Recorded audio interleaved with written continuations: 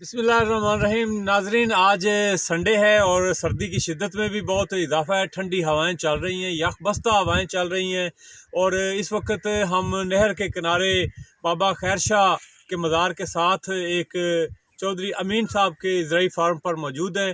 तो इन्होंने यहाँ पर मूली और शलजम की फसलें जो हैं वो काश्त की हुई हैं।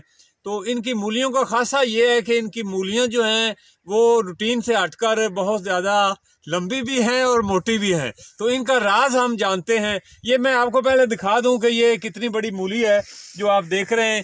ये कोई 2.5 फुट की मूली तो ये आपको ऊपर नज़र आ रही है और इसके नीचे जो है ये बता रहे हैं कि ये कोई 1.5-2 फुट के करीब जो है ये मूली होगी। इस वक्त हमारे साथ है हमारे इलाका के मुमताज़ माहिर तलीम सलीम जवेद मलिक साहब भी साथ हैं।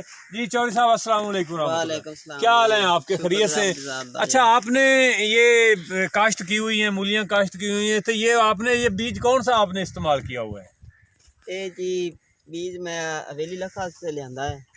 ते अल्लाह दे फजलो करम नाल जिंक भी पाई है, DAP खाद भी लाई है, ते बहुत आधे वसू ख्याल ना बीजी है, ते माशाल्लाह बहुत खूबसूरत मूली आई है। हाँ माशाल्लाह, आपकी मूलियाँ जो हैं वो अच्छी चल रही हैं और मीठी भी हैं, टेस्ट हमने की हैं।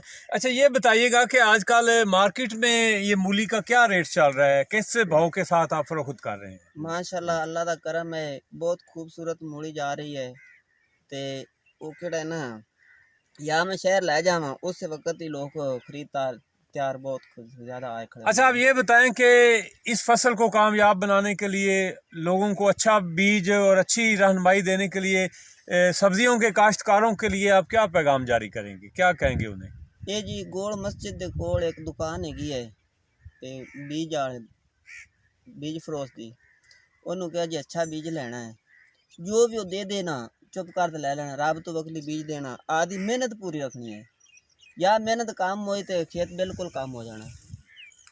मेहनत के लिहाज नाल खेत बहुत खूबसूरत आंदा है। जी माशाल्लाह, बहुत शुक्रिया जी अमीन साहब। नाजरीन, आपने सुना कि इनका कहना है कि बीज के साथ साथ मेहनत की बहुत ज़्यादा ज़रूरत है। मेहनत के बगैर जो है वो अगर आप आराम करके बैठ जाएंगे, आप सर्दी में अपने बिस्तरों में छुप के बैठ जाएंगे तो आपकी फसल का नुकसान हो जाएगा।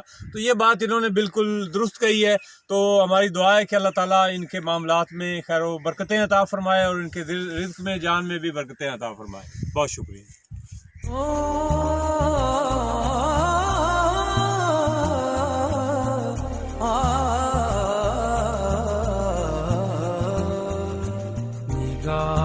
आशिक की देख लेती है पर्दाए मीम को।